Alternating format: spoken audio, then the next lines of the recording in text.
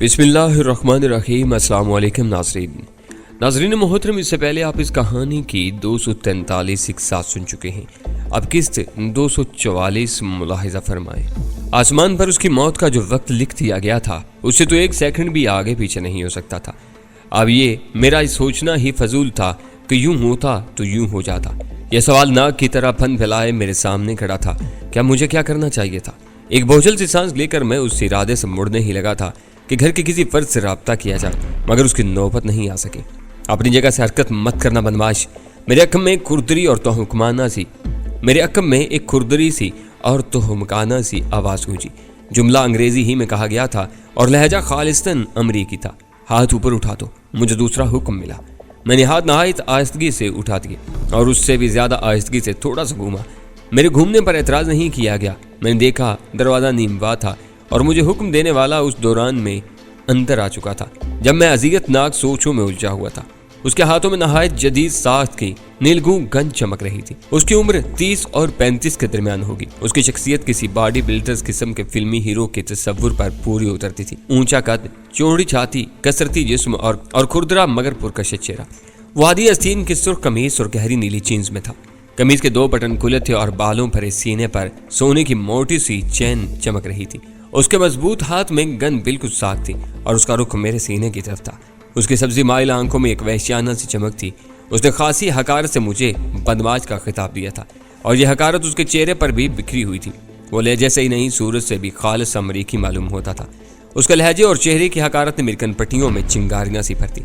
तुमने मुझे बदमाश कहा? मैंने धीमे और ठहरे ठहरे लहजे में तस्दीक चाही। जाहिर है मैं पेपर वेट या टेलीफोन सेट को तो बदमाश नहीं कह सकता था।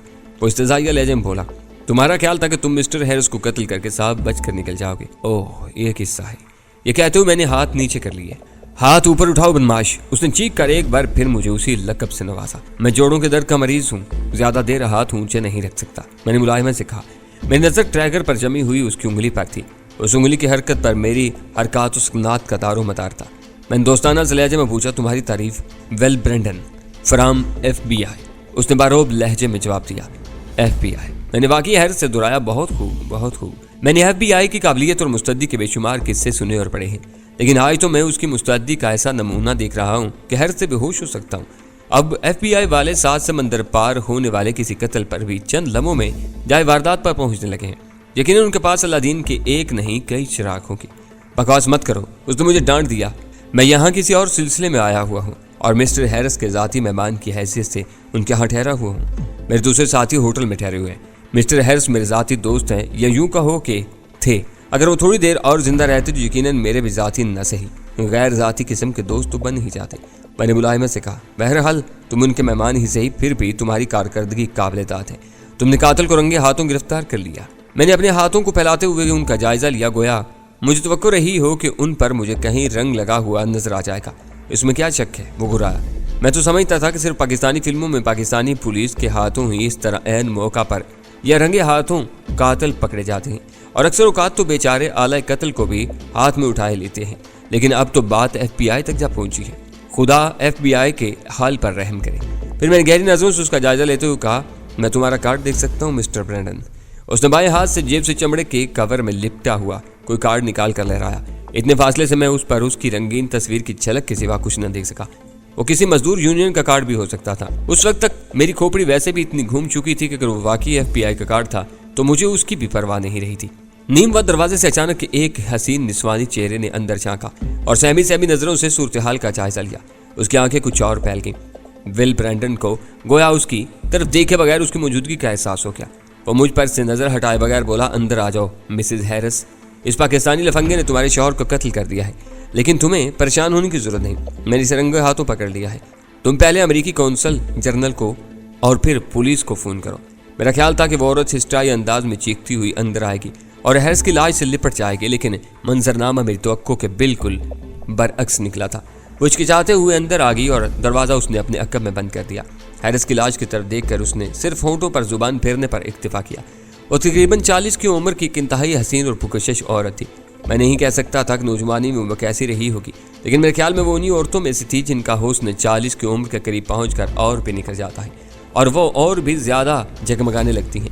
شاید ماضی میں وہ ماڈل یا ایکٹریس رہی ہو۔ اگر اس عمر میں وہ حیرت جیسے عمر رسید آدمی کی بیوی تھی تو پھر میرے لیے فیصلہ کرنا مشکل تھا کہ ان دونوں میں سے کس پر رشک کروں اور کس پر افسوس۔ وہ آگے بڑھ کر ایک کرسی پر تقریباً ڈھیر ہوگی اور دونوں ہاتھوں میں منہ چھپا کر سسکیاں لینے لگی۔ اوہ ہیرس، یہ سب کیا ہو گیا؟ آنجہانی ہیرس اس کے سوالوں کے جواب دینے سے قاصر تھا، تاہم میں نے اس موقع کو غنیمت بچانا جب برینڈن کی توجہ میری طرف نہیں تھی۔ مجھے ایک ہی فرض سے نپٹنا تھا۔ میرا ہاتھ میز کے قریب تھا اور اس کے کنارے پر ایک خوبصورت پیپر ویٹ رکھا تھا جو کسی ہیرے سے مشابہ تھا۔ میں نے پیپر ویٹ کو اٹھانے کی کوشش نہیں کی۔ میرا ہاتھ یک لخت ٹوٹنے والے اسپرنگ کی طرح حرکت میں آیا اور پیپر ویٹ وہیں سے اڑتے ہوئے کولی کی طرح برینڈن کی پیشانی سے ٹکرایا، اور اس سے پہلے ہی میں قالین پر گر کر لڑک چکا تھا۔ برینڈن کی گن سے گولی نکلی لیکن وہ مجھے نہیں لگ سکی۔ کوئی شیشہ ٹوٹنے کا چھڑاکا سنائی دیا۔ اس وقت تک میں قالین پر لڑک کر اس کے قریب پہنچ چکا تھا۔ میں نے اسے دوسرا فائر کرنے کی مہلت نہیں دی۔ پیپر ویٹ پیشانی سے ٹکرانے کے باعث وہ چکرا کر لڑکھڑا چکا تھا۔ اس کی سمجھ میں یقیناً نہیں آیا تھا کہ ہوا کیا تھا۔ میں نے اس کی ٹانگوں میں ٹانگیں الجھاتے ہوئے اسے اونھے منہ گرا دیا۔ دوسرے لمحے میں اس کی کمر پر سوار تھا۔ میں نے اس کے بازو پر کراٹے کا وار کیا۔ گن اس کے ہاتھ سے نکل گئی۔ میں نے جلدی سے اٹھا کر اسے جیب میں ڈال دیا۔ وہ حسینہ مسز ہیرس اسے اٹھا سکتی تھی۔ پیپر ویٹ لگنے کے بعد جو کسر رہ گئی تھی وہ میرے 2-4 گھونسوں نے پوری کر دی۔ ول برینڈن کو شاید اپنے کسرتی جسم پر بہت ناز ہو، لیکن چند سیکنڈ بعد وہ میری گرفت میں ڈھیلا ہو چکا تھا اور کسی مریض کی طرح کرا رہا تھا۔ پھر بھی احتیاطاً میں نے اس کی کنپٹی پر ایک گھونسا اور رسید کر دیا۔ پھر میں نے اس کے اوپر سے اترتے ہوئے اسے اٹھا کر لکڑی کے ایک معمولی گٹھے کی طرح دیوار کی طرف اچھال دیا۔ وہ وہاں سے نہیں اٹھا۔ مسز ہیرس نے شوہر کی لاش دیکھ کر تو چیخ نہیں ماری تھی، لیکن اب اس کے منہ سے ہلکی سی چیخ نکلی اور وہ اٹھ کر دروازے کی طرف بھاگی۔ اس کا بھاگنا بھی بڑا دلکش تھا، لیکن یہ حسن کو خراج تحسین پیش کرنے کا وقت نہیں تھا۔ میں نے خاصی بدذوقی کا مظاہرہ کرتے ہوئے لپک کر پیچھے سے اس کے خوبصورت ریشمی سنہری بالوں کی پونی ٹیل کو بے دردی سے مٹھی میں جکڑا اور اسے واپس کھینچ کر قالین پر پٹک دیا۔ اس نے اٹھنے کی کوشش نہیں کی اور وہیں پڑی ایک شکستہ گڑیا کی طرح سسکیاں لینے لگی۔ میں نے اس پر جھکتے ہوئے نہایت شیریں لہجے میں کہا، سویٹ ہارٹ، اب بتاؤ اصل قصہ کیا ہے؟ مسز ہیرس نے پھٹی پھٹی آنکھوں سے میری طرف دیکھا۔ ان آنکھوں میں ابھی تک آنسو تھے مگر مظلومیت یا احساس سے آنکھ کی چھلک نہیں تھی۔ میں نے اس کے بال چھوڑ دیے تو گویا اس کی چاند میں جان آئی۔ قصہ؟ کیسا قصہ؟ اس نے حیرت اور وحشت سے پوچھا، مگر میرے لیے اندازہ کرنا مشکل نہیں تھا کہ یہ حیرت بھی مصنوعی تھی اور وحشت بھی۔ وہ سنبھلنے کی کوشش کر رہی تھی اور اس کوشش میں کافی حد تک کامیاب ہو چکی تھی۔ مجھے معلوم تھا کہ اسے صرف تھوڑی سی مہلت کی ضرورت تھی، اس کے بعد وہ میرے کان کترنے کی کوشش کرے گی۔ میں کالا نہ ہوتے ہوئے بھی آخر اس کی نظر میں محض کالا پاکستانی ہی تھا۔ مجھے بیوقوف بنانا شاید اس قوم کا فریضہ یا پھر پیدائشی حق تھا۔ یہاں یقیناً کوئی کھچڑی پکی ہے۔ مجھے نہیں معلوم کہ اس کھچڑی کا فارمولہ پہلے سے تیار کیا گیا تھا یا جلدی میں کوئی فارمولہ آزمایا گیا ہے جس کی وجہ سے نتائج اچھے برآمد نہیں ہو سکے، لیکن کھچڑی پکی ضرور ہے کیونکہ مجھے اس کی خوشبو آ رہی ہے، بلکہ یوں کہنا چاہیے کہ اب تو بدبو آ رہی ہے کیونکہ کھچڑی جل چکی ہے۔ میں کرسی کھینچ کر اس کے قریب ہی بیٹھ گیا، لیکن اپنا پاؤں میں نے اس پوزیشن پر رکھا تھا کہ وہ ذرا بھی ہوشیاری دکھانے کی کوشش کرتی تو میری ٹھوکر کا نشانہ بن سکتی تھی۔ اتنی خوبصورت اور بظاہر نرم و نازک نظر آنے والی عورت کو ٹھوکر رسید کرتے ہوئے مجھے یقین روحانی تکلیف ہوتی، لیکن مجبوری میں انسان کو اس قسم کے غیر شاعرانہ کام بھی کرنے پڑتے ہیں۔ مجھے معلوم تھا کہ امریکی عورتیں بلکہ بیشتر سفید فام عورتیں بظاہر نرم و نازک اور نہایت شائستہ نفاست پسند نظر آنے کے باوجود بہت سی ایشیائی اور افریقی عورتوں سے زیادہ سخت جان، مضبوط اور توانا ہوتی ہیں۔ ان پر وحشت سوار ہو جائے تو نہ جانے کیا کچھ کر سکتی ہیں۔ کوئی بعید نہیں تھا کہ وہ غمزدہ خاتون بھی میری ٹانگ کھینچ کر مجھے نیچے گرا کر مجھے کچا چبانے کی کوشش کرتی۔ اٹھا ٹیک میں میری صلاحیتوں کا عظیم الشان مظاہرہ دیکھ لینے کے باوجود وہ قسمت آزمائی کا فیصلہ کر سکتی تھی۔ بکواس مت کرو، وہ غصے سے چیخی۔ اس کا اعتماد بڑی تیزی سے لوٹایا تھا۔ یہی تو ایک کام ہے جو مجھے سب سے زیادہ کرنے کی عادت ہے، میں نے ٹھنڈی سانس لے کر کہا، یعنی بکواس بکواس اور بکواس۔ ہوگا وسط کوشش اپنے غصے پر قابو پاتے ہوئے ذرا دھیمے مگر نہایت سے ریلے لہجے میں بولی، تم بہت شوق بننے کی کوشش کر رہے ہو، لیکن یہ شوقی تمہیں بہت مہنگی پڑے گی۔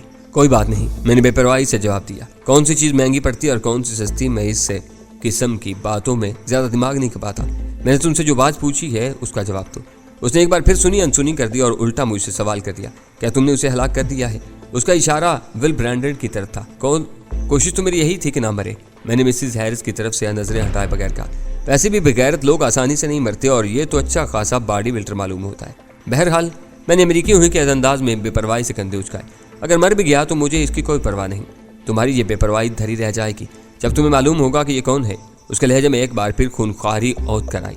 مجھے معلوم تھا کہ اس کا غصہ، خونخواری یا پھر خود پر قابو پا کر زہریلے لہجے میں بات کرنے کی کوششیں، یہ سب کچھ مصنوعی تھا۔ در حقیقت وہ اندر سے خوفزدہ تھی، اسی لیے میں زیادہ مطمئن اور پراعتماد تھا۔ وہ بات جاری تو بولی، یہ ہمارے سفیر کا سالہ ہے۔ اس نے برادر ان لا کی اصطلاح استعمال کی تھی اور کوئی وضاحت نہیں کی تھی۔ این ممکن تھا کہ اس کی مراد بہنوئی رہی ہو، لیکن میں نے سالہ ہی فرض کیا تھا۔ میں چلنے میں استضائیہ انداز میں ہنستا رہا، جس کے دوران میں وہ مجھے کھا جانے والی نظروں سے گھورتی رہی۔ میں نے ہنستے روکتے ہوئے کہا، معلوم نہیں تم نے کیوں اس کے تعارف میں تسی کا فیصلہ کر لیا؟ کچھ دیر پہلے اس نے مجھے خود اپنے منہ سے بتایا تھا کہ یہ FBI ایجنٹ ہے۔ اس وقت تم کمرے میں نہیں تھی، شاید اس لیے یہ تم سے مشورہ نہیں کر سکا کہ اسے کیا بننا چاہیے، یا پھر اب تم نے اسکیم کچھ بدل دی ہے۔ میں نے اس کی آنکھوں میں جھانکا، وہ ان آنکھوں میں غیظ و غضب اور نفرت کی آگ روشن رکھنے کی پوری کوشش کر رہی تھی، لیکن اس کوشش میں اسے کچھ زیادہ کامیابی نہیں ہو رہی تھی۔ اس آگ کی تہہ سے خوف کے برفسار جھانک رہے تھے۔ وہ سفیر کا سالہ بھی ہے اور FBI ایجنٹ بھی۔ وہ شرمندہ یا نروس ہوئے بغیر بولی، مجھے اندیشہ ہے کہ کچھ دیر بعد تم اسے صدر امریکہ کا قریبی عزیز بنا دو یا کسی اور خفیہ ایجنسی کے ڈائریکٹر وغیرہ کے عہدے پر فائز کر دو۔ میں نے استضائیہ لہجے میں کہا، اس سے کہیں بہتر ہوتا کہ تم مجھے حقیقت سے آگاہ کرنے کی کوشش کرتی، اس طرح تم اپنے آپ کو بہت سی غیر ضروری تکلیفوں اور مصیبتوں سے بچا لیتی۔ تکلیفوں اور مصیبتوں میں تو تم نے اپنے آپ کو پھنسا لیا ہے۔ تم سمجھ رہے ہو کہ ہیرس کو قتل کر کے اور برینڈن کو تقریباً جان سے مار کر تم بچ جاؤ گے۔ تم پاکستانی واقعی بڑے خوش فہم ہوتے ہو۔ بے شک، میں نے پہلی مرتبہ نہایت خوش دلی سے اس کی تائید کی۔ خوش فہمی ہمارا بہت بڑا قومی احساس ہے۔ یہاں 95% لوگوں کی زندگی کسی نہ کسی خوش فہمی کے سہارے ہی بسر ہو رہی ہے۔ تم مجھے اس پر ٹوکنے والی کون ہوتی ہو؟ وہ خاموش رہی تو میں نے ملامے سے کہا، لیکن اس وقت تم مجھے اپنے سے زیادہ خوش فہم لگ رہی ہو۔ آخر تم نے کیا سوچ کر اتنی بودھی اسکیم بنائی تھی؟ کیسی اسکیم؟ وہ کہا، بری طرح چونکی۔ مجھے یہی پرانا پلاٹ لگ رہا ہے جس پر تمہارے امریکہ میں ہر بار ایک نئی عمارت تعمیر کرنے کی کوشش کی جاتی ہے۔ افسوس کہ تم لوگوں نے یہاں آ کر بھی اسی پلاٹ پر تباہ آزمائی کرنے کی کوشش کر ڈالی، مگر یہ میں کہے بغیر نہیں رہ سکتا کہ یہ ایک بھونڈی کوشش تھی۔ میں نے مزاسفانہ سے انداز میں سر ہلاتے ہوئے کہا، معلوم نہیں تم کیا بکواس کیے جا رہے ہو۔ میں ابھی اپنے کونسل جنرل کو اسلام آباد اپنے سفیر کو فون کرتی ہوں۔ اس نے اٹھنے کی کوشش کی، لیکن میں نے جوتے سمیت سختی سے اس پر پاؤں رکھ دیا۔ کسائی بعض اوقات کسی بکرے کو ذبح کرتے وقت اسی طرح پاؤں یا گھٹنے تل دبانے کی کوشش کرتے ہیں، مگر ایک حسین اور سفید فام عورت کے معاملے میں کسی کسائی سے بھی اس قسم کی بدذوقی کی توقع نہیں کی جا سکتی تھی۔ اس نے پٹی پٹی آنکھوں سے ایک نظر میرے جوتے کو اور ایک نظر مجھے دیکھا۔ شاید وہ سوچ رہی ہو کہ کہا یہ جوتا میرے ہاتھ میں ہوتا اور میں پوری طاقت سے اس شخص کے منہ پر رسید کرتی۔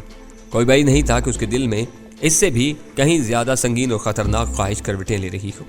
بہرحال مجھے ان کی کوئی پرواہ نہیں تھی۔ وہ میرے پاؤں تلے مچل کر رہ گئی، لیکن بہت زور لگانے کے باوجود اٹھ نہیں سکی۔ اس نے میری ٹانگ کو نوچنے کو سوٹنے کی کوشش نہیں کی اور اپنی جد و جہد ترک کرنے میں ہی عافیت سمجھی۔ میری سمجھ میں نہیں آ رہا کہ تم کس قسم کے آدمی ہو۔ وہ ہانپتے ہوئے بولی، کیا تمہیں ذرا بھی پرواہ نہیں ہے کہ تم کن لوگوں کے ساتھ کیا کر رہے ہو اور تمہارا انجام کیا ہو سکتا ہے؟ تم لمحہ ب لمحہ زیادہ سے زیادہ بڑی مصیبت کو دعوت دے رہے ہو۔ یہی تو تم دونوں سے سب سے بڑی غلطی سرحد ہوئی کہ تم نے یہ جانے بغیر مجھ پر ہاتھ ڈال دیا کہ میں کس قسم کا آدمی ہوں۔ ایک عرصے سے بڑی بڑی مصیبتیں مول لینا میرا مشغلہ بن گیا ہے۔ تمہارے اسٹاک میں اور بھی جو اونچے درجے کی مصیبتیں ہیں وہ میرے سر ڈال دو، مجھے کوئی اعتراض نہیں ہوگا۔ تمہاری باتیں واقعی سمجھ میں نہیں آنے والی ہیں۔ وہ ٹھنڈی سانس لے کر بولی، اور نہ ہی یہ میری سمجھ میں آ رہا ہے کہ آخر تمہیں کسی بھی بات کی پرواہ کیوں نہیں ہے۔ اپنے انجام سے تم جیسا بے پرواہ آدمی میں نے آج تک نہیں دیکھا۔ تم مجھے صرف کونسل جنرل یا سفیر کو فون کرنے دو، پھر تم خود ہی دیکھ لینا کہ تمہارا کیا حشر ہوتا ہے۔ تمہاری ساری خوش فہمیاں دور ہو جائیں گی۔ کونسل جنرل اور سفیر کو فون تم نہیں بلکہ میں کروں گا۔ میں خود انہیں یہاں بلاؤں گا۔ تمہیں اتنی زحمت کرنے کی کیا ضرورت ہے سویٹ ہارٹ؟ ان کو بلانے کے سلسلے میں تم اتنی پریشان کیوں ہو؟ تمہیں تو کچھ دوسری باتوں کے سلسلے میں پریشان ہونا چاہیے۔ مثلاً اس نے چپتے ہوئے لہجے میں پوچھا، مثلاً یہ کہ اب دوسرا قربانی کا بکرا کہاں سے تمہارے ہاتھ آئے گا؟ یہ قربانی کا بکرا تو رسی توڑوا کر بھاگ رہا ہے۔ میں نے اپنی طرف اشارہ کیا، کیونکہ یہ ذرا سرکش قسم کا بکرا بھاگے ہوا ہے۔ پہلے بھی اسے بارہا قربانی کا بکرا بنانے کی کوشش کی گئی ہے، لیکن یہ ہر بار بھاگ نکلنے میں کامیاب ہو جاتا ہے۔ اب تو یہ اس معاملے میں بہت تجربہ کار ہو چکا ہے۔ تم فضول بکواس میں وقت ضائع کیے جا رہے ہو اور میرے شوہر کے قتل کو زیادہ سے زیادہ وقت گزرتا جا رہا ہے۔ اس طرح کوئی اہم شہادت ضائع ہونے کا بھی خطرہ ہے۔ وہ شاید آخری لمحے تک اپنا بھرم دکھاوا اور ڈرامے بازی برقرار رکھنے کی کوشش کر رہی تھی۔ کتنا صدمہ ہے تمہیں اپنے شوہر کے قتل کا، اور کتنی فکر ہے تمہیں قتل کی کوئی شہادت ضائع ہونے کی۔ میں نے سر ہلاتے ہوئے کہا، قتل کی سب سے اہم شہادت تو کچھ دیر پہلے ہی میرے ہاتھوں ضائع ہوتے ہوتے بچی ہے۔ کون سی؟ اس نے شاید غیر ارادی طور پر پوچھا۔ وہ، میں نے ول برینڈن کی طرف اشارہ کیا۔ وہ میرے ہاتھوں مر بھی سکتا تھا، لیکن میں نے اسی لیے ہلکا ہاتھ رکھا کہ اگر وہ مر گیا تو میری قربانی کا بکرا بننے کے امکانات کچھ روشن ہو جائیں گے، اور یہ بات مجھے بالکل پسند نہیں ہے۔ میں تمہیں بتا چکا ہوں کہ قربانی کا بکرا بننے سے مجھے سخت نفرت ہے، اور میں اکثر عین موقع پر رسی توڑوا کر بھاگتا رہا ہوں۔ اگر تم کچھ وضاحت سے بات کرتے تو بہتر تھا، شاید مجھ کا مکل کی بھی کچھ سمجھ میں آ سکتا۔ وہ زہریلے لہجے میں بولی، تاہم اب اس کے تاثرات میں کچھ دھیما پن آ گیا تھا۔ شاید اسے یقین ہو گیا تھا کہ غصے اور رعب دکھانے یا دھمکیاں دینے کا کوئی فائدہ نہیں تھا۔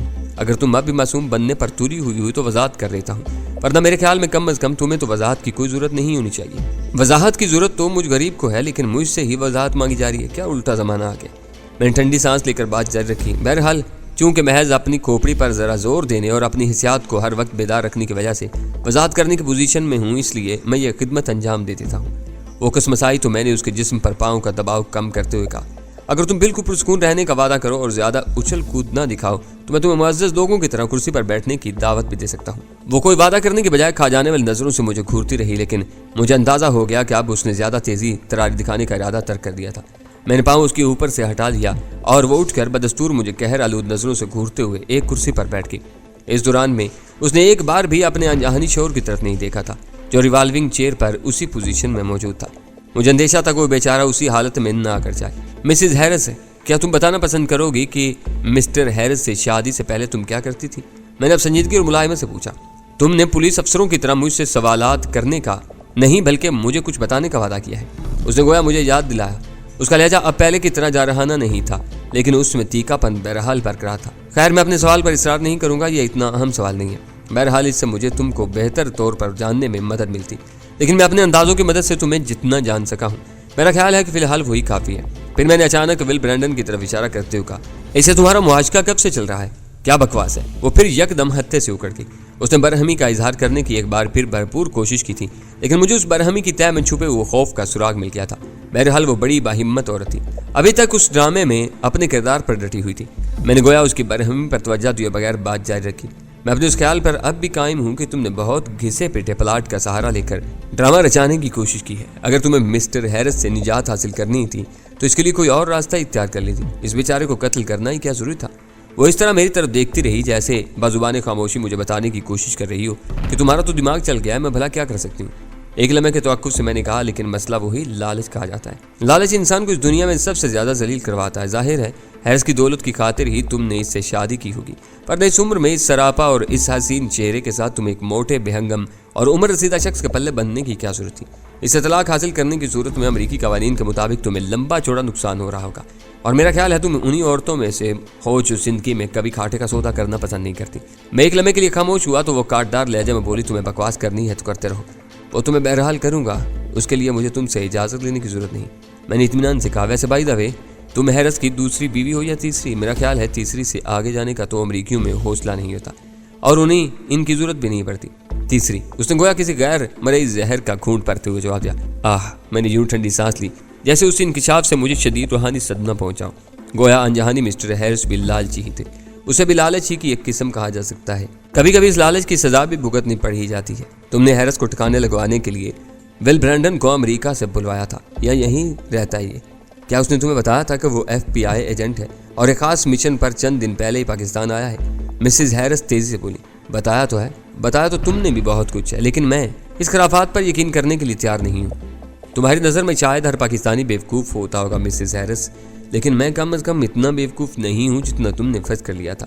میں نے دنیا دیکھی ہے اور میرے پاس گو کہ بڑی بڑی ڈگریاں نہیں ہیں، لیکن میرا خیال ہے کہ میں بہت سے پڑھے لکھوں سے زیادہ پڑھا لکھا ہوں۔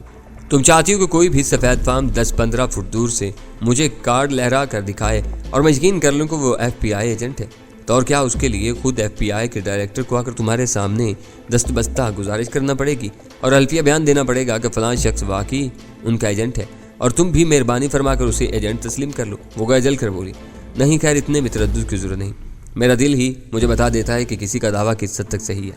میں نے اٹھتے ہوئے کہا اور اسے تنبیہ کی کہ تم اپنی جگہ سے اٹھنے کی کوشش نہ کرنا۔ تم دیکھ ہی چکی ہو کہ میں خوبصورت عورتوں تک کے معاملے میں کس قدر بدلحاظ واقع ہوا ہوں، خصوصاً بدصورت عزائم رکھنے والی خوبصورت عورتوں کے معاملے میں۔ میں ول برینڈن کے پاس پہنچا جو اسی جگہ بے ہوش پڑا تھا جہاں میں نے اسے پھینکا تھا۔ میری نظر مسز ہیرس پر بھی رہی اور اس کے ساتھ ساتھ میں نے خاصی تیزی سے ول برینڈن کی تلاشی لٹا لی۔ میں نے سب سے پہلے اس کے کارڈ کا جائزہ لیا جو اس نے مجھے دور سے دکھایا تھا۔ مسز ہیرس نے اس دوران میں خاصی شرافت کا ثبوت دیا اور اپنی جگہ بیٹھی رہی۔ اس نے کوئی چالاکی دکھانے کی کوشش نہیں کی، میں نے اس کی تلاشی بھی نہیں لی تھی۔ اس کے لباس میں کہیں اتنی گنجائش تو نظر نہیں آ رہی تھی کہ اس میں سے کوئی چھوٹا موٹا زنانہ قسم کا پستول برآمد ہو سکتا۔ میں بہرحال اس کی طرف سے غافل نہیں ہوا۔ ول برینڈن کا کارڈ واقعی FBI کا تھا، اس پر ایک سنہرا پیج پوست تھا اور ابھری ہوئی مہر وغیرہ بھی بنی ہوئی تھی۔ وہ ایک کمپیوٹرائز کارڈ تھا اور ہر اعتبار سے متاثر کن تھا۔ ہمارے ہاں اگر وہ کسی اچھے بھلے پڑھے لکھے پولیس افیسر کو بھی دکھایا جاتا تو وہ ضرور مرعوب ہو جاتا اور شاید اسے نقلی سمجھنے کا خیال بھی دل میں نہ لایا جاتا، لیکن میں نہ جانے کیوں اس معاملے میں اپنے دل کی بات ماننے پر تلا ہوا تھا، اور میں دل نے کہہ دیا تھا کہ وہ شخص FBI ایجنٹ نہیں ہو سکتا۔ اس سے پہلے بھی جب کبھی اتنے وثوق سے میرے دل میں کوئی بات آئی تھی تو اسے مان کر میں نقصان میں نہیں رہا تھا۔ امریکہ بہرحال امریکہ ہے، میں نے کارڈ کو ہوا میں لہراتے ہوئے ستائشی انداز میں کہا۔ حالانکہ یہ کارڈ وہاں کی کسی عقبی گلی کی معمولی اور سیلن زدہ تہ خانے میں بیٹھے ہوئے کسی جیل ساز نے تیار کیا ہوگا، مگر نقل بہرحال اصل کے عین مطابق ہے۔ ہمارے ہاں بھی اس قسم کے عظیم ماہرین کی کچھ کمی نہیں، ان معاملات میں ہم بھی خود کفیل ہیں، لیکن اس کارڈ کی بات ہی کچھ اور ہے۔ اس مقام اور ان سہولیات تک رسائی رکھنے والے ماہرین ہمارے ہاں ذرا مشکل سے ملتے ہیں۔ افسوس کی بات یہ ہے کہ یہ ماہر تمہارے ہاں کسی شمار کے تار میں نہیں ہوگا، چند ڈالر میں یہ کام کر کے دیتا ہوگا، غربت کی زندگی بسر کرتا ہوگا اور اپنے سائے سے بھی ڈرتا ہوگا۔ ہمارے ہاں ہوتا تو خاصی خوشحالی کی زندگی بسر کر رہا ہوتا اور شاید سینہ تان کر چلتا۔ کیا تم نے اس سے پہلے کبھی FBI کا اصل کارڈ دیکھا ہے؟ اس نے گویا میری طویل تقریر انسنی کرتے ہوئے ٹھہرے لہجے میں پوچھا۔ اب غالباً اس نے جارحانہ طرز عمل اختیار رکھنے کا ارادہ تر کر دیا تھا اور اپنی حکمت عملی بدل رہی تھی۔ اس حسین چہرے کے پیچھے یقیناً ایک شیطانی ذہن کام کر رہا تھا اور ذہن نے اسے پینترا بدلنے پر مشورہ دیا تھا۔ تمہارے اندازوں کی انہی غلطیوں نے تو تمہیں مروا دیا ہے، میں نے ٹھنڈی سانس لے کر کہا۔ معلوم نہیں کیوں تم نے مجھے بالکل ہی گھسیارا فرض کر لیا تھا، شاید تمہارے اس عاشق نے تمہیں غلط فہمی میں مبتلا کیا ہو۔ تمہاری اطلاع کے لیے عرض ہے کہ میں نے نہ صرف FBI کا کارڈ دیکھ رکھا ہے بلکہ کاروبار کے سلسلے میں امریکہ میں قیام کے دوران میں FBI کے ایک خاص شعبے کے ڈائریکٹر سے میری خاصی ملاقاتیں بھی رہی ہیں۔ اس سے تقریباً دوستی ہی ہو گئی تھی۔ اس کے چہرے پر کوئی تاثر نہ ابھرا، بہت گہری عورت تھی، اس کے بارے میں یقین سے کہا جا سکتا تھا کہ وہ آسانی سے کسی بات سے متاثر ہونے والی نہیں تھی۔ میری انکشاف پر اس کا مرعوب ہونے کا یقیناً کوئی ارادہ نہیں تھا۔ ایک لمحے کے توقف سے میں نے کہا، تمہارے ہاں کی سراغ رسانی، جرم و سزا اور اسپائی ایجنٹوں کی کہانیاں لکھنے والے مصنفوں نے خواہ مخواہ FBI والوں کو ایک ماورائی سے مخلوق بنا رکھا ہے۔ ان میں سے بیشتر ہماری تمہاری طرح سے عام آدمی ہوتے ہیں، بس وہ ذرا ایک مخصوص تربیت سے گزر کر آتے ہیں۔ میں نے ایک لمحے توقف کیا، میں اس کے کچھ بولنے کا منتظر تھا لیکن وہ خاموش رہی۔ ویل برینڈن کی گن پہلے ہی میرے قبضے میں آ چکی تھی۔ اب اس کی تلاشی کے دوران میں اس کی ٹانگ سے بندھی ہوئی ایک خصوصی نیام سے خاص خوفناک شکل کا ایک جھلملاتا ہوا خنجر بھی برآمد ہوا تھا۔ کچھ عرصہ پہلے تک میں بھی اسی طرح ایک خنجر اپنی پنڈلی سے بندھی ہوئی نیام میں رکھتا تھا، لیکن اب میں نے چھوڑ دیا تھا۔ میرے خیال میں اب میرے لیے حالات اتنے خطرناک نہیں رہتے کہ میں ایک فاضل ہتھیار کے طور پر خنجر بھی ساتھ رکھنے کی ضرورت محسوس کرتا۔ میں نے ویل برینڈن کا خنجر دور ہی سے پینڈولم کی طرح چلاتے ہوئے مسز ہیرس کو دکھا کر کہا، اب شاید تم یہ بھی کہو گی کہ ایک FBI ایجنٹ کے لیے ٹانگ سے خنجر باندھ کر رکھنا بھی ضروری ہوتا ہے، ورنہ اس کا افسر اس سے جواب طلبی کر سکتا ہے۔ وہ بددستور خاموش رہی تو میں نے ملائمت سے پوچھا، آخر تم دونوں نے کیا سوچ کر مجھے ہیرس کے قتل کے چکر میں پھنسانے کا فیصلہ کیا تھا؟ کیا تمہارے خیال میں یہ کام اتنا ہی آسان تھا؟ اس نے اب بھی کوئی جواب نہ دیا تو میں نے کہا، شاید تم سے یا تمہارے اس عاشق سے یہ قتل اچانک سرزد ہو گیا۔ تمہیں یہ تو معلوم ہوگا کہ ایک پاکستانی تمہارے شوہر سے ملنے آنے والا تھا، تم نے اور تمہارے عاشق نے مل کر اس بیچارے پاکستانی پر ملبہ ڈالنے کا ہنگامی پروگرام بنا لیا ہو، لیکن میرے خیال میں یہ ایک احمقانہ سی کوشش تھی۔ تمہیں اس پاکستانی کے بارے میں کچھ معلومات تو حاصل کر لینی چاہیے تھی، کچھ تو معلوم کر لینا چاہیے تھا کہ وہ کس قسم کا آدمی ہے، اس کی حیثیت کیا ہے، کچھ ہوم ورک تو کر لینا چاہیے تھا۔ پھر میں نے خود ہی جواز پیش کر دیا، لیکن مسئلہ پھر وہی آ جاتا ہے، تمہارے پاس وقت نہیں تھا۔ تم نے ایک اندھی چال چلی تھی جو الٹی تمہارے منہ پر آن پڑی۔ وہ پاکستانی اتنا چگت نہیں نکلا جتنی تمہیں توقع تھی۔ وہ تمہارے باڈی بلڈر عاشق کے ہاتھ میں گن ہونے کے باوجود اس کے قابو میں نہیں آیا۔ پھر میں لہجے میں حقیقی الجھن در آئی۔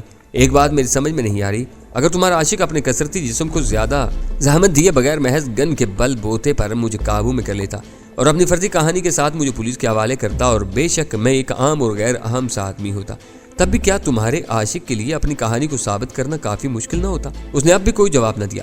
لگتا تھا کہ اس نے کچھ زیادہ سختی سے اپنی زبان بند رکھنے کا ارادہ کر لیا تھا، نہ جانے اس میں کیا مصلحت تھی۔ میں نے بات جاری رکھتے ہوئے کہا، کیا وہ مجھے پولیس کے حوالے کرتے وقت بھی اپنے آپ کو FBI ایجنٹ ہی ثابت کرتا؟ گو کہ وہ کوئی جواب نہیں دے رہی تھی، لیکن میں گویا ڈھیٹ بن کر کچھ نہ کچھ پوچھے جا رہا تھا۔ ایک لمحے کے توقف سے میں نے کہا، ٹھیک ہے، ہماری پولیس کی کم علمی اور نااہلی کی شہرت عالمگیر ہے، لیکن پھر بھی اس سے اتنی زیادہ بیوقوفی کی توقع تو نہیں رکھنی چاہیے تھی کہ ویل برینڈن اپنے آپ کو FBI ایجنٹ کہہ کر متعارف کرواتا اور سب پولیس والے آنکھیں بند کر لیتے۔ کسی پولیس افیسر کے ذہن میں تو سوال پیدا ہوتا کہ یہ کیا FBI ایجنٹ ہے جس کی آمد کی اسے بھی اطلاع نہیں؟ ہمارے یہاں کسی FBI ایجنٹ کی آمد بڑا اہم واقعہ ہوتی ہے، اخباروں میں خبریں چھپتی ہیں۔ کیا تمہیں یقین ہے کہ تمہارا عاشق پولیس کے سامنے بھی آخری وقت تک اپنا فراڈ نبھانے میں کامیاب رہتا، کسی بھی مرحلے پر اس کا پول نہ کھلتا؟ اس نے اس سوال کا بھی کوئی جواب نہ دیا تو میں نے ٹھنڈی سانس لے کر کہا، ہے خوبصورت بیوہ، آخر تم کب تک خاموش رہو گی؟ جب تک میرے وکیل یہاں نہیں پہنچ جاتے۔ اب مجھے جو کچھ بھی کہنا ہوگا اپنے وکیلوں کی موجودگی میں کہوں گی۔ اس نے جواب دیا، چلو خدا کا شکر ہے تم نے کسی سوال کا جواب تو دیا۔ میں نے گہری سانس لے کر کہا، ویل برینڈن کا خنجر مقتول ہیرس کے سامنے میز پر رکھ دیا۔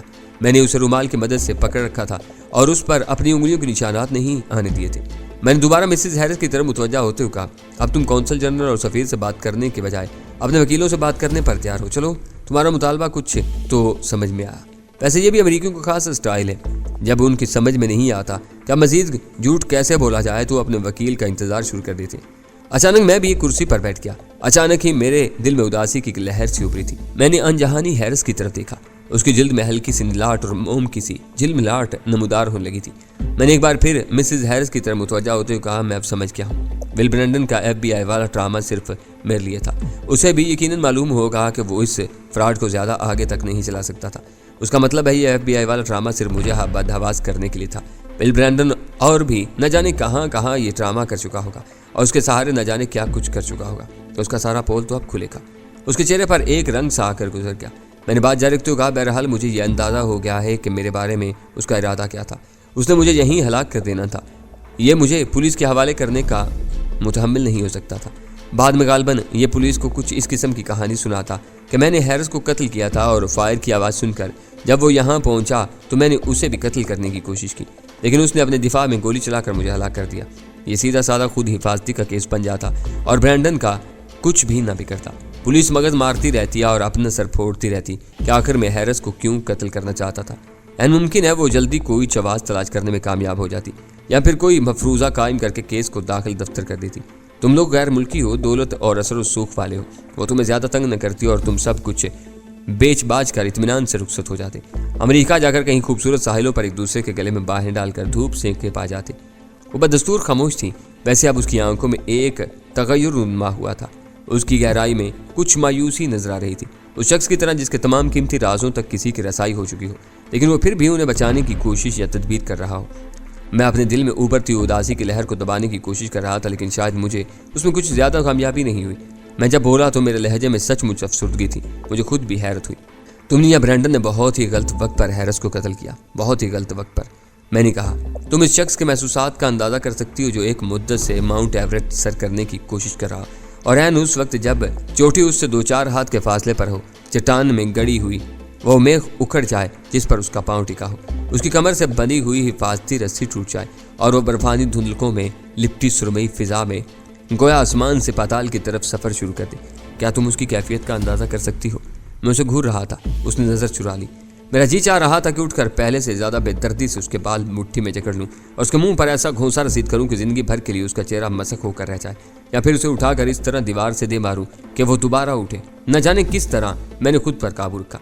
उसने कुछ यूं मेरी तरफ देखा जैसे मेरी बात का असल मफहूम समझने की कोशिश कर रही हो। मैंने एक लम्हे के लिए दांत भींचे रखे, फिर कहा, तुम जैसी औरतों की मोज़ोर ख्वाहिशात बैवक्त न जाने कितनी जिंदगियां बर्बाद कर देती हैं, और अफसोस की बात यह है कि बाज़ औक़ात खुद उनके अपने हाथ भी कुछ नहीं आता। मेरे दिल पर बोझ बढ़ रहा था। मैंने बैठी बैठी सी आवाज़ में बात जारी रखी, महज चंद मिनट बड़ा फ़र्क पड़ गया। तुम्हारा और विल ब्रैंडन का मुआशका या हैरिस को रास्ते से हटाने और उसकी दौलत पर कब्जा करने की हवस, यह सब तुम्हारा विल ब्रैंडन का या फिर तुम्हारे शौहर का दर्द सर था। मुझे इससे ज़रा भी गर्ज ना होती। मुझे शायद किसी बात का इल्म भी ना होने पाता। मैं आता, हैरिस एक मामूली सी चीज़ लेता और खामोशी से रुखसत हो जाता। तुम्हारा मंसूबा चंद मिनट या चंद घंटे बाद भी अमली शक्ल इख्तियार कर सकता था और इसमें उलझने वाला मेरी बजाय कोई और भी हो सकता था, लेकिन न जाने क्यों किस्मत को यूं मंजूर था। मैंने एक तवील सांस ली जिसने मेरे दिल पर खराशें सी डाल दी। शायद उसमें एक अच्छा पहलू ये था कि तुम्हें और तुम्हारे आशिक को अंजाम को पहुंचना था, लेकिन बुरा पहलू ये है कि एक बेकसूर लड़की की ज़िंदगी को बर्बादी से बचाने की जो तदबीर होने वाली थी धरी की धरी रह गई, और उसके लिए मेरे सामने कोई मुतबादिल रास्ता भी नहीं। एक अरसे की तगदो के बाद उम्मीद की किरण नजर आई थी, वो भी तुम्हारी वजह से दम तोड़ गई मनहूस औरत। मैंने एक टुक उसकी तरफ देखते हुए दांत पीसे। पहली बार उसकी रंगत जर्द पड़ गई और वह हड़बड़ा कर उठ खड़ी हुई। मेरी आंखों में यकीनन कोई बात थी जिसने उसे खौफजदा कर दिया था। हकीकत यह थी कि उस वक्त मैंने अपने अंदर मचलते हुए एक परिंदे को बड़ी मुश्किल से काबू में रखा हुआ था। मैं उसकी तरफ बढ़ा तो वो दहशत सदा से अंदाज में उल्टे कदमों दीवार की तरफ बढ़ने लगी, हत्ता कि दीवार से जा लगी। मैं उसके करीब जाकर रुका। वो सर उठाए मेरी तरफ देख रही थी और उसकी सांस को सीने में अटक गई थी। उसका चेहरा मुझसे सिर्फ चंद इंच के फासले पर था। उसकी रंगत जर्द थी और पेशानी पर पसीने की बूंदें चमक रही थी। चंद सेकंड की असाब शिकन सी खामोशी के बाद जब मैं बोला तो मुझे खुद अपनी आवाज़ किसी दरिंदे की गुराहट से मुशाहबा महसूस हुई। तुम कितनी खुशकिस्मत हो मिसेस हैरिस कि तुम कानून के हाथों अपने अंजाम को पहुंचोगी, मेरे हाथों नहीं। उसकी खूबसूरत मरमरी और सुराहीदार गर्दन को गिरफ्त में लेने के लिए मेरे हाथ के अजलात अखड़े जा रहे थे, लेकिन मैंने बड़ी मुश्किल से अपने हाथ को काबू में रखते हुए उन्हें गर्दन के बजाय उसके बाजू की तरफ बढ़ाया। दहशत के मारे उसके हल्क से हल्की सी चीख निकल गई। لیکن جب اس نے دیکھا کہ میں نے صرف اس کا بازو تھاما تھا تو اس نے شاید بمشکل اپنے آپ کو مزید چیخنے سے باز رکھا۔ تم اپنی جگہ سے حرکت مت کرو مسز ہیرس، میں نے گھٹی گھٹی سی آواز میں کہا۔ جس کرسی پر میں نے تمہیں بٹھایا تھا اسی پر بیٹھی رہو۔ میرے محسوسات میں اس وقت ایک بارودی سرنگ پھیلی ہوئی ہے، کہیں ایسا نہ ہو کہ تمہارا پاؤں اس بارودی سرنگ پر پڑ جائے اور سب کچھ دھماکے سے اڑ جائے۔ میں نے اسے بازو سے پکڑے پکڑے لا کر کرسی پر بٹھا دیا۔ اس نے ذرا بھی مزاحمت نہیں کی، اس کی آنکھیں بس دستور پھیلی ہوئی تھیں اور وہ تھر تھر کانپ رہی تھی۔ اب یقیناً اسے اندازہ ہو گیا تھا کہ اس کا واسطہ ایک بالکل مختلف قسم کے آدمی سے پڑا تھا۔ میں نے ول برانڈن کو ایک ٹھوکر رسید کرتے ہوئے کہا، اس گدھے کے بچے کی بے ہوشی تو کچھ زیادہ ہی لمبی ہو گئی، اب تک تو اسے ہوش میں آ جانا چاہیے تھا، مجھے اس سے بھی دو باتیں کرنا تھی، لیکن خیر میں اب اس کے ہوش میں آنے کا انتظار نہیں کر سکتا۔ اچانک دروازے پر دستک ہوئی۔ دستک کا انداز مودبانہ اور محتاط سا تھا۔ میں ایک لمبا سٹک بھر کر دوبارہ مسز ہیرس کے قریب جا کھڑا ہوا۔ پوچھو کون ہے؟ میں نے سرگوشی میں اسے حکم دیا۔ کوئی غیر ضروری بکواس کرنے یا کسی کو مدد کے لیے بلانے کی ضرورت نہیں، کہیں ایسا نہ ہو کہ تم ہر قسم کی مدد سے ہمیشہ کے لیے بے نیاز ہو جاؤ۔ میرے ہاتھ میں کوئی ہتھیار نہیں تھا، مگر وہ اس سے زیادہ دہشت زدہ تھی جتنی شاید کسی ہتھیار بردار کو اپنے سر پر کھڑے دیکھ کر ہو سکتی تھی۔ اس نے تھوک نکلا اور بآواز بلند پوچھا، کون ہے؟ بٹلر میڈم، آپ کو کسی چیز کی ضرورت تو نہیں؟ شاید بھاری بھرکم اور ساؤنڈ پروف چوبی دروازے کی وجہ سے باہر سے آواز بہت ہلکی آ رہی تھی۔ میں نے اندازہ لگانے کی کوشش کی کہ لہجہ شک زدہ تو نہیں تھا، لیکن مجھے اس میں شک کا سراغ نہیں ملا۔ مسز ہیرس اس بار میری ہدایت کے بغیر ہی بولی، نہیں، ہم لوگ اس وقت ضروری میٹنگ کر رہے ہیں، کوئی ہمیں ڈسٹرب نہ کرے۔ اس کے لہجے میں خفیف سا ارتاج تھا، لیکن مجھے امید تھی کہ بھاری بھرکم دروازے کے پار بٹلر اس ارتاج کی طرف توجہ نہیں کر سکے گا۔ اگر وہ شک میں مبتلا بھی ہو جاتا تب بھی مجھے کوئی خاص پرواہ نہیں ہوتی۔ دروازہ مقفل تھا، اگر اس کے پاس ہے۔ بہت بہتر میڈم، بٹلر کی آواز آئی اور پھر سکوت چھا گیا۔ میں اسٹڈی کی بڑی سی میز کے قریب جا بیٹھا۔ ٹیلی فون میں نے اپنے قریب کھسکا لیا۔ تب مسز ہیرس نے تھوک نکل کر پوچھا، کسے فون کرنے لگے ہو؟ تمہارے قونصل جنرل اور سفیر کو، میں نے جواب دیا۔ تمہیں ان دونوں میں سے بات کرنے کا بہت شوق تھا نا، اب ان سے جتنی دیر بات کر سکو کرو۔ فرق صرف یہ ہوگا کہ پہلے میں ان سے بات کروں گا اور تمہاری معلومات میں یہ اضافہ ہوگا کہ میری بھی کچھ کام کے لوگوں سے شناسائی ہے، اور ان دونوں سے بات کرنے کے بعد میں آئی جی صاحب سے بھی بات کروں گا۔ وہ خود یہاں آئیں گے یا کسی معقول آدمی کو بھیجیں گے۔ کچھ دیر میں میرے اندازوں کی تصدیق ہو جائے گی، اور اگر کوئی بات میرے اندازے کی رسائی میں آنے سے رہ گئی ہوگی تو وہ بھی معلوم ہو جائے گی۔ ٹھہرو، ایک منٹ ٹھہرو، میری بات سنو۔ وہ متذبذب سے انداز میں ہاتھ اٹھاتے ہوئے بولی۔ اس کا چہرہ بتا رہا تھا کہ اس نے جس مصنوعی خود اعتمادی اور جارحانہ پن کا سہارا لیا تھا وہ اب اس کا ساتھ چھوڑ گیا تھا۔ دل ہی دل میں اس نے شکست تسلیم کر لی تھی اور اب اسے کسی راہ فرار کی تلاش تھی۔ میں اپنے مطلوبہ نمبر معلوم کرنے کے لیے اپنے آفس فون کرنے لگا تھا۔ میں نے ہاتھ روک لیا اور سوالیہ نظروں سے اس کی طرف دیکھا۔ تم نے کسی چیز کا ذکر کیا تھا جو تم ہیرس سے لینے آئے تھے، کیا چیز تھی وہ؟ اس نے ہچکچاتے ہوئے پوچھا۔ میرے دل میں ایک موہوم سی امید نے سر ابھارا۔ میرا غضب کچھ کم ہو گیا۔ میں نے قدرے نرمی سے کہا، ہاں، مجھے خیال ہی نہیں آیا تھا۔ میں تمہیں اس چیز کا نام بتا دیتا ہوں، شاید تم میری کچھ مدد کر سکو۔ مجھے فارمولہ اے چاہیے۔ میں نے اسے کیمیائی نام بھی بتا دیا۔ مجھے بہت تھوڑی سی مقدار میں یہ کیمیکل چاہیے، بہت نیک مقصد کے لیے۔ یوں سمجھ لو کہ یہ کیمیکل میسر آ جائے تو کسی کی زندگی سنور جائے گی۔ ہیرس نے مجھے یہ کیمیکل دینے کا وعدہ کیا تھا، اگر وہ زندہ ہوتا تو اب تک شاید میں اپنی مطلوبہ چیز لے کر جا بھی چکا ہوتا۔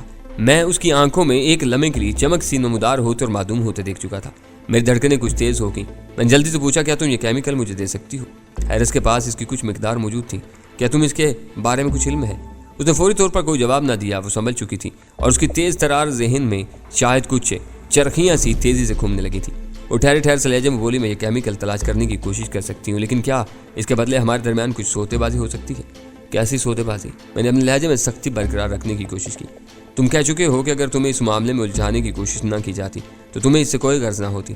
وہ یقیناً بہت سوچ سمجھ کر بول رہی تھی۔ تم چاہو تو آپ بھی فرض کر سکتے ہو کہ تمہیں اس معاملے میں الجھانے کی کوشش نہیں کی گئی تھی۔ تمہیں کچھ معلوم ہی نہیں ہے، تم نے کچھ دیکھا ہی نہیں ہے۔ تمہیں جو زحمت ہوئی اس کے لیے میں تہ دل سے تم سے معاذرت کر لوں گی۔ ویسے تم نے برینڈن کی درگت بنا کر کافی حد تک اس زحمت کا حساب برابر بھی کر لیا ہے۔ اس کی بات سن کر میں خود ساری زحمت بھول گیا تھا، لیکن میں نے خود کو حد سے زیادہ خوشی کا اظہار کرنے سے بھی باز رکھا اور ذرا سخت لہجے میں کہا، وضاحت سے بات کرو۔ فرض کرو میں کیمیکل اے تلاش کر کے تمہیں دے دیتی ہوں تو کیا تم ہمیں ہمارے حال پر چھوڑ کر چلے جاؤ گے؟ یہ لاش اسی طرح یہاں رہے گی۔ برینڈن بھی اگر اس وقت تک ہوش میں نہ آیا تو یہ بھی اسی طرح پڑا رہے گا۔ جب یہ ہوش میں آئے گا تو ہم دونوں آپس میں مشورہ کر کے اس صورتحال سے نپٹنے کی کوئی تدبیر کر لیں گے۔ بہرحال تمہارا اس مسئلہ سے کوئی تعلق نہیں رہے گا۔ وہ بولی، میری عدم موجودگی میں تو تم مجھے زیادہ آسانی سے اور زیادہ بہتر طور پر پھانس سکتی ہو۔ تمہارا خیال ہے کہ میں اپنے آپ کو اتنا ہوشیار ثابت کرنے کے بعد اب یکا احمق ہو جاؤں گا کہ آنکھیں بند کر کے تمہاری پیشکش قبول کر لوں گا؟ میں نے استزاحیہ لہجے میں کہا، مجھے اعتراف ہے کہ تم احمق نہیں۔ ہم نے تمہیں آسان شکار سمجھا اور بہت جلد بازی میں تمہیں گھیرنے کی کوشش کی۔ مجھے اب احساس ہو رہا ہے کہ ہماری یہ کوششیں کتنی بھونڈی تھی، لیکن اب میں تمہارے ساتھ دیانتداری سے معاملہ طے کرنا چاہتی ہوں اور جان بچانے کی کوئی دوسری تدبیر کرنا چاہتی ہوں۔